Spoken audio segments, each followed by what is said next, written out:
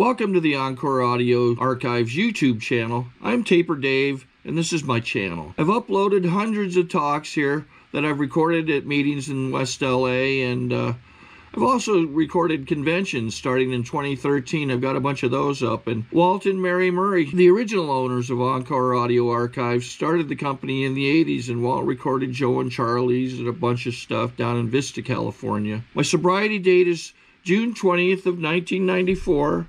I hope you find something you like, so please like and subscribe to my channel and comment down below. If you want to hear something that I don't have or that you don't see, I'll see that I get it. Anyways, take care and have a great day if you want to. My name's Shalaby, and I'm an alcoholic.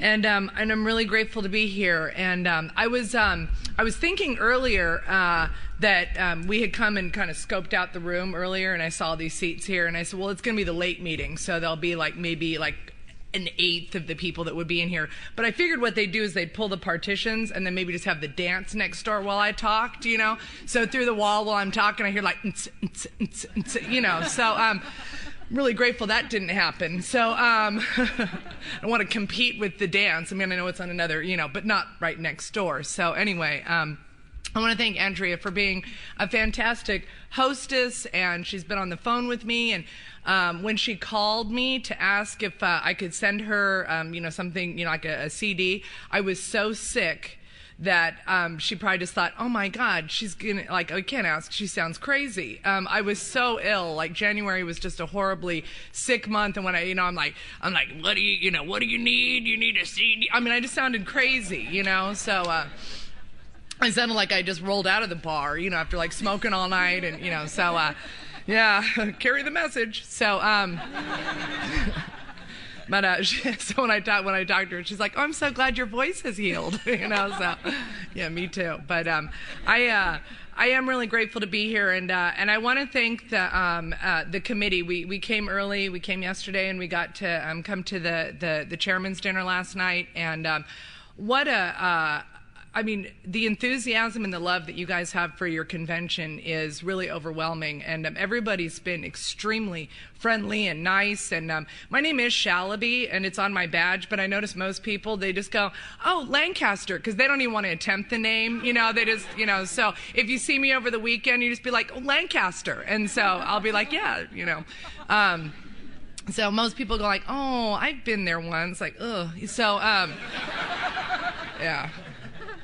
But I am really grateful to be here, and I'm really grateful to be sober, and I just have to say this because I'm really excited that Patty is here.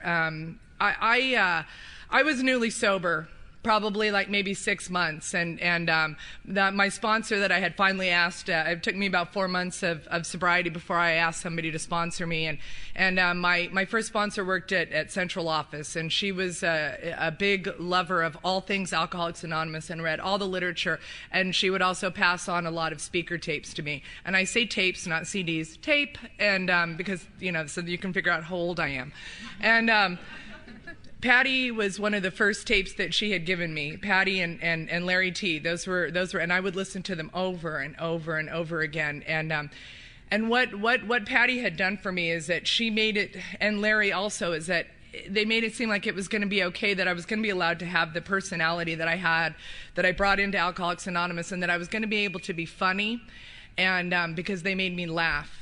And I don't know that in a lot of the years prior to getting sober that I had really laughed, like really laughed. And as my mother had reminded me while still drinking, that I hadn't been funny in a really long time. And so, because I wasn't funny, I was extremely mean when I was drunk, but I would like to make you like the butt of my joke while you're letting me stay at your house. You know, I like to humiliate people, and so. You know, and so coming into Alcoholics Anonymous, and I just thought, my God, like, my personality is so, like, repulsive that there is absolutely no way that I'm going to be allowed to be anything like who I am. I didn't even know who that was, but I just thought, like, I'm going to have to, you know, there's only one thing you have to change, and that's everything. I don't know what I thought. Like, I think I'm going to have to be like, and I will have to, you know, the meek shall inherit the earth, and I'll just have to, you know, I don't know what I thought, but I just thought that I wasn't even going to be able to talk really, you know, that it was just going to be out of the question, you know, especially when I'm still, you know, maybe a year or so sober, and my sponsor's like, I don't think you should really be talking. And I was like, oh, like, but when? She's like, not now, you know, so, yeah, so it took me a while before I was able to talk, and still to this very day, at 15 years of sobriety, sometimes I probably ought not talk. So January 6, 1998 is my sobriety date, and so I just celebrated 15 years of sobriety, and that is the craziest, thank you. That is all Alcoholics Anonymous. I have just had the ability to suit up and show up, and when you guys ask me to do something, I just say, okay, you know, and it's pretty much been like that since I got here. You ask me to do something for AA, I just say, okay. I don't generally question it. I didn't even have enough, you know, like I always hear people say, like, I was so rebellious when I got here. I just wasn't. I just, you know, I wasn't like a big chunky shoe wearing, like mini skirt, ass hanging out of the bottom sort of gal when I got here. Like, I just wasn't that girl. I wasn't trying to draw attention to myself by coming into the meeting late and hugging everybody and disrupting the meeting and getting coffee 20 times during the, like, that just wasn't me, you know? That some people's experience, not mine. So even to this very day, walking into a meeting late, it's like I'm blind. I can't even see. I will take whatever chair. I just walked into a marathon meeting, and I just took the closest chair to the door because I didn't even know what to do. I'm like, the meeting has begun. Sit! And, you know, and that's all I know how to do, you know? And then I always end up sitting in somebody else's seat. They're like, somebody's sitting there. And then I should just go. You're like, I don't even, you know. So, you know, and that's just the way that things have been for me since I got here, and I think because I was so scared. I was so scared, you know, because I didn't know how one stayed sober. I knew I was an alcoholic when I got here. There was no conning of me. Like, you didn't have to try to, like, con me into becoming an alcoholic. I had no other outside issues that obscured me from the fact that I drank like an alcoholic. And I knew that from the very first meeting that I went to. The topic of the first meeting that I went to was what it used to be like, what happened, and what it's like now. And in the doctor's opinion, they talk about that the message that can hold the interest of the alcoholic must have depth and weight. Now, not all meetings that I go to hold depth and weight. I have been to many meetings since I have been sober. My husband and I just got back from Monterey. As he always likes to say, that just because we're on vacation, it doesn't mean our alcoholism is on vacation. And we like to go to meetings outside of town. And we went to this one hall, and you know how sometimes you might have a hall in your community that meets all day, every day, and most of those meetings really probably aren't worth very much. Because I don't know. I'm just saying, we have one in our town. I'm just saying. So, and so we found one in Monterey, and we had gone to a couple of meetings there, and there was one meeting in particular that after we were done, we were like, oh my God, we need a meeting, you know? So, and nobody at that particular group, even though they have a directory that has a whole slew of meetings in it, nobody seems to know where the other meetings are. But when we finally found the meeting, you know, it's you know, we create the fellowship that we crave. When we finally found the meeting that was very equivalent to our home groups, everybody knew about that meeting. They're like, oh, you shouldn't have gone there. Well, yeah, we figured that out. But, you know, because, like, you know, people are rolling in late and then sharing, which always bothers me. I don't, you know, that just isn't how I was raised. I show up late. I keep my mouth shut, you know. I don't disrupt the meeting. I just come in and sit down and I'm quiet. I certainly don't roll in 10 minutes before the end of the meeting and then insist upon sharing my experience, strength, and hope, you know, so I can show you how much I don't really respect Alcoholics Anonymous. That's what that shows me. Like, I don't even have enough thought to even think about the fact that I am so consumed with self that all I can think of is how much I have to share. I have to share. This group needs me, you know. Not so much. Not when I'm so disrespectful like that. And then there was another gal who rolled in late, and then she sat next to me, and then she was in her backpack for the entire hour, and it was just crazy. And I'm not generally like an ADD sort of gal, but in meetings I have to sit up front. I have to have like all focus. I just can't be near the back because I'll be like, oh, who's that? Oh, they're coming in late. Like, all of a sudden, it's like, you know, I'm like just looking around, and I've lost my complete focus as to why I'm there, you know, and because 15 years, I'm still pretty judgmental, in case you haven't figured that one out, you know. I'm like, gosh, we didn't like her. So if you don't like me at the end, it's probably because something I've said resonates with you. But anyway, because I'll tell you what, I was about maybe 3 years ago, I had stolen money from my home group. I was 9 years sober. I was their treasurer. I'd been it for 2 years. Right at the end of my term, I had stolen money. Stole about $300. And it was a group that met all day, every day. So I was in charge of a whole lot of money coming in. Thank God I didn't steal the entire time, because that would have just been, you know. Anyway, so I could not get rid of that commitment fast enough. I just couldn't, like, I just, woo, it's over. Whew. And so, you know, pass it on. And and I couldn't get my name off the bank account. I mean, it was crazy. Like, God's just sending me all this stuff. Like, there's a reason why. You just keep, you know, it's still there. It's hanging over me. And what it ended up happening is I didn't tell anybody. So it's starting to like ooze into every area of my life. And I can't figure out what, you know, it's like every morning I'd go out onto the balcony and I'd be praying, smoking and praying, and, you know, God, reveal to me what's going on, because, you know, it's just like everything is really out of control in my life, and I just don't know what it is. Like, sincerely, like from the bottom of my heart, I believe this, right? And then this thought would come in. It would be like, you stole money. And I'd be like, oh, no, not that. Because I know that's what it is, but I'm going to have to tell somebody, and I don't want to tell anybody, because I think I'm something pretty special in AA. And what if they find out? And then what are they going to think of me, you know? Because like I said, I like to judge. So do other people. And so, especially if you think pretty well of yourself in AA, and you do a lot of stuff in AA, people were very excited when I finally came clean, because they're like, oh yeah, look at her, you know. So it was very. So finally, I told he's my husband now, he's my boyfriend at the time, and I told him, and he's like, you know, have you told, you know, your sponsor? I'm like, well, no, you know, should be the last one I tell, because we're always the last ones to be told when anything, you know.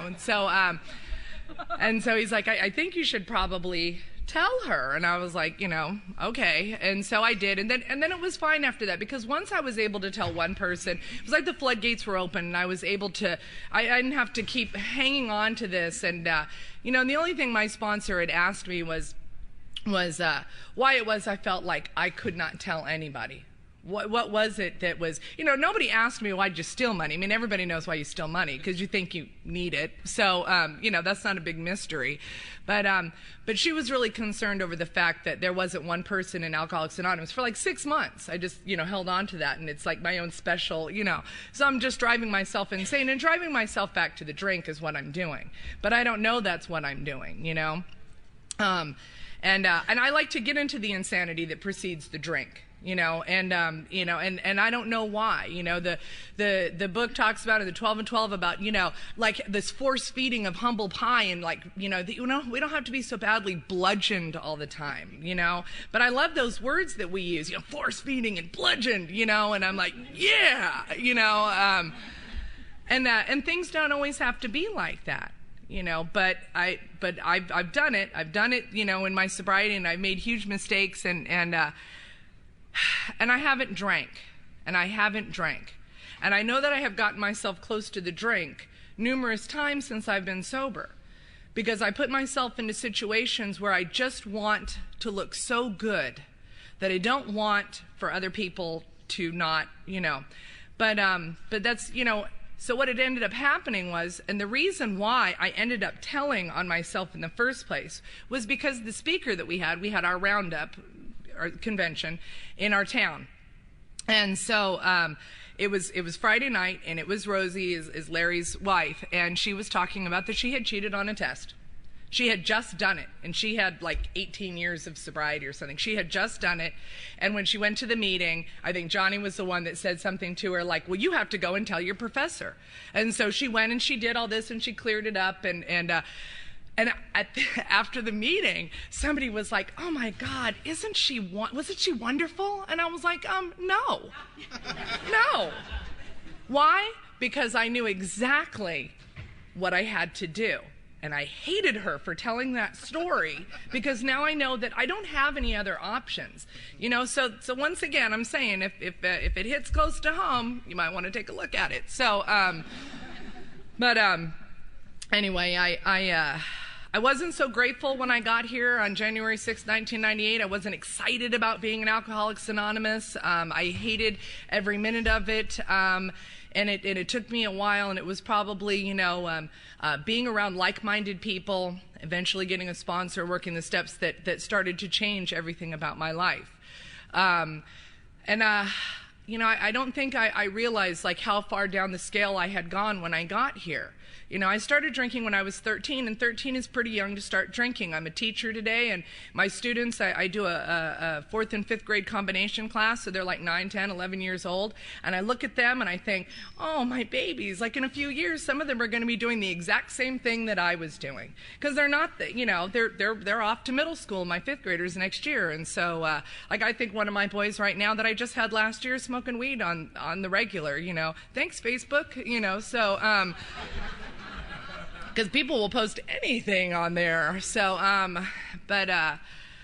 anyway, but I look at them and I think, you know, because I think that, and I knew I was going to drink. I knew I was going to drink. My dad drank, and he used to drive around with one of the tall vanilla-colored cans of Coors, you know, the tall boy cans, and he drove around everywhere with a beer in between his legs, and I would take pulls off of his beers, and my dad was kind of a happy drunk guy, and so I knew I was going to drink. I'm like, God, I can't wait. I'm so excited.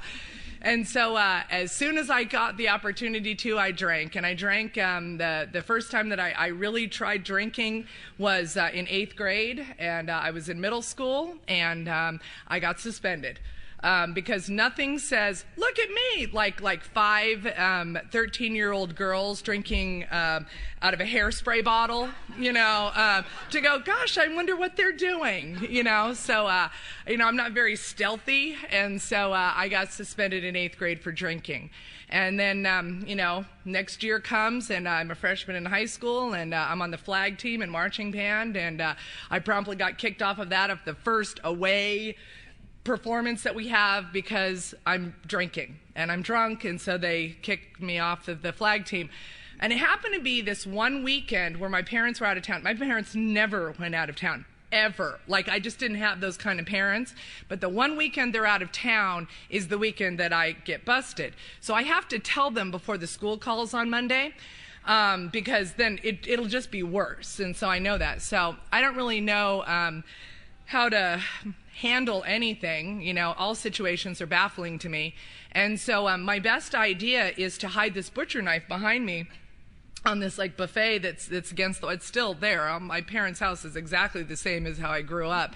And so I put it, like, underneath a placemat, and I set it there, and then I stood there and I told my parents what had happened. And they just looked at me like what is she talking about? Like, that's crazy, right? And so anytime there's any sort of like a silence or a pause, I have to fill it with something. So I fill it with the butcher knife, and I pull it out. And my dad and mom are looking at me like she has lost her mind. But I never really ever think through a plan, so I don't know what I'm going to do after this, because I'm certainly not stabbing anybody, but I'm just, you know, I'm going to stave them up. And I don't even have those kind of parents that would warrant pulling out a knife, you know. It's not like I was beat or anything. Nothing like that ever happened to me. I had this really kind of regular sort of life, you know. It was I had a good family, I don't know. And so all I can do is stand there, and I'm holding it, and I can see this look come over my dad's face, and all I can think of is like throw and run, you know. So I throw it to the side and I take off running, but my dad's a little bigger than I am, and so he catches up with me, and he beat the hell out of me that night. So and I don't really blame him, you know. I'm 13, 14 years old. I mean, my God, that's crazy. So you know, and this is you know, this is what drinking, this is already at 14 where I'm at, you know, and this is just with some, you know, drinking periodically sort of things. And so, you know, by the time I'm 16, I lose my virginity drunk. And so that's just how I roll. And and this is the way that my drinking ends up going for me throughout my entire drinking career. I went away to college when I was 21. I went to San Diego State University, and I went there specifically because I had gone there one time, and I was drunk from the minute that I got there till the minute that I left that weekend. And I was like, oh my God, I'm going here, you know? Because why else do you go to college, you know? I want it to be like in movies where it's like, you know, we're just partying all the time. Oh yeah, you know, and it's the, you know, oh my God. And that's what I did. And I got down there, and I just turned 21 when I got there. Mexico's like 20 minutes away. There is a 7-Eleven at the end of my walkway from my dorm that sells everything you could think of, and bars are abundant. And I'm 21. And so I went from drinking a few days a week to drinking every day. And from 21 to 27, I didn't draw a sober breath in all those years. And I know that if you do the math, it's like, 6 years, big deal. That's a lot of drunk. That is a lot of drunk.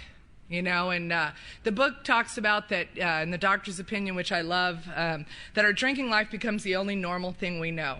And that's exactly what happened for me. And it's what I had already known, but by the time I was 21, and it was just on. And it was on. And for every day, I did not draw a sober breath in all of those years. I would think about it. I would talk about it. I knew there was a problem. I already had a DUI. But really, had the taillights not been out on the car, you know, and nothing to do with the fact that I blew a .21. None of those things matter, you know. And so I promptly got kicked out of the university twice because I can't drink and do anything else. Like that's the way that things ended up becoming for me. That wasn't how I set out, but that's how things ended up. You know, I believe that drinking gets us to end up spots, you know. That's where you just end up, you know. Like, I believe that Needles, California is an end up spot. Nobody intentionally means to move there. It just is where you end up, you know. You know, it's like, oh, the car broke down in Needles. Well, we'll just live there. End up spot, you know. So, but they kicked me out twice, but I would just make up excuses, like I didn't really want to go to school anyway. I'd wanted to be a teacher since I was probably 5, but I don't really want to do that because there's work involved with that. I have to actually finish something, and I just don't have that kind of fortitude anymore because drinking becomes the only thing that I can do in my life. And it's what I do, it's what I wake up thinking about, and it's what I pass out doing, and that's it. And so I call my last 3 years of drinking my sofa tour of 95, 96, and 97, because if you had a couch, I was sleeping on it in the greater Tehachapi, Bakersfield, Lancaster areas. And it wasn't even Bakersfield, it was Oildale. So if you're familiar with the area at all, Oildale is this lovely little suburb right outside of Bakersfield, and I'm a drunk living in Tweaker Town, so they asked me to leave. Because, you know, they have a tooth checkpoint, and I've got all mine still, and they're like, you have to go. And so I don't tell that joke in Bakersfield. It's not appreciated. Especially the one speaker meeting that I just spoke at not that long ago. It's in Oildale. So I told it once, and they were like, ooh, you know, I'm like, really, you have to know your town. If people were talking about Lancaster and Tweakers, I'd be like, yep, those are our people. So, I had gone to Tehachapi one time. We used to go there when I was in high school. My mom would be like, you know, we're taking a Sunday drive. We're going to go pick apples. And I'd be like, ugh, you know, but I would go. I would have to. You know, when you're a teenager, you don't have much choice, you know. And so, but I had gone there with a friend of mine who actually was sober when I met her. She was sober when I met her, and she was sober in Alcoholics Anonymous, and then she had gone out. Now, I don't know what any of that means. Like, I don't know that. So I knew she had been in AA, and I had gone to AA when I got the DUI. They make you go to alcohol school in between, and AA meetings in between, you know, your alcohol school. So I had been to one meeting, and I went to the Open Door, which is one of the meetings that I regularly attend on Sunday, the Sunday 11 a.m., And I had gone there. I went through the directory and I found the meeting, and my mom had to drop me off because they suspended my driver's license. And it's in a really funky part of town, you know, like it's the kind of neighborhood like when my sponsor, when she worked at central office, you know, you give directions to the meetings and be like, well, it's across the street from a liquor store. So if you can find the liquor store, you can find the meeting, you know. So it's across the street from a liquor store, and it's kind of one of those neighborhoods, like if you wanted like meth, heroin, crack, it's kind of all right there. And then there's the meeting. So, And so this is the meeting I choose, and my mom's not real happy about the fact that this is where she's got to drop off her, I was like 18 at the time, and so I told her the meeting was an hour, come back and get me. Well, the meeting's an hour and a half, and, I don't know that. But so I, throw my card in the basket, and then I can see the Honda sitting outside the door, and so I lean over to the secretary, and I'm like, I need my court card because I got to go. My mom is here. And she picks it up and she's like, this card? And I'm like, yeah. It's the only one in the back. Yeah. And she's like, you're supposed to stay for the whole meeting. And I'm like, well, my mom is here. And she flips it at me. And she's like, well, next time you have to stay for the whole meeting. And I'm like, God, what is her problem? What does she care, So fast forward 15 years later, I'm the secretary of a Sunday 11 a.m. meeting at the open door. And somebody wants their court card early. And I'm like, this card? You want this card? Is this the one you want? You're supposed to stay for the whole meeting. But instead of flipping it back to them, I'm like, hostage. And so you'll get it at the end. Because, so it's amazing the way things will change, But, yeah. So anyway, I'm up in Tehachapi. And I go up there to with this friend of mine who had been sober. Her parents lived up there. And all I can think of is who lives here? Weird people live in Tehachapi. And what I ended up finding was all these really like-minded people who really like to drink. And so I fell in love with Tehachapi. And we were at this guy's apartment for 5 minutes. And he goes, do you want to go get beer? Now, my mom has Pomeranians, 2 small Pomeranians, right? And they're the kind of dogs that when she goes, she likes to, tease them, and she goes, do you want to eat? And they get all they're all excited, they're those kind of dogs, right? And that's the way I am with them. I'm like a Pavlovian dog. Do you want to go get beer? My heart starts racing, my mouth starts salivating. I'm like a little Pomeranian inside, and I'm like, oh, but outwardly I'm like, yeah, that's cool, But I have been waiting all day to drink. Because I know the sense of ease and comfort that comes at once from drinking. Because I am restless, irritable, and discontented all day long. And so I know just the prospect of going to the store brings me that, oh, yeah. So I jump in the car, I'm just excited now, woo, and I don't even know these people, but we get over to the AM PM and we're standing at the beer cooler, and Gil says, we should probably get a case of beer. And I'm like, yeah, because I am all about math when I'm drinking. Like I said, I'm a teacher, and in our math book, they have these boxes. They're called real world math problems. They are not real world. I'm going to tell you right now. Especially I teach the gifted kids, and most of the time I have to be like, how would you reason that out? Because I have no idea. I'm just not gifted in that way, because I think a real-world math problem sounds like this. Shalaby and 5 of her friends get a case of beer. How many beers will each one get? I'd be like, oh, that's a division problem, and at the end there's going to be a fraction left over.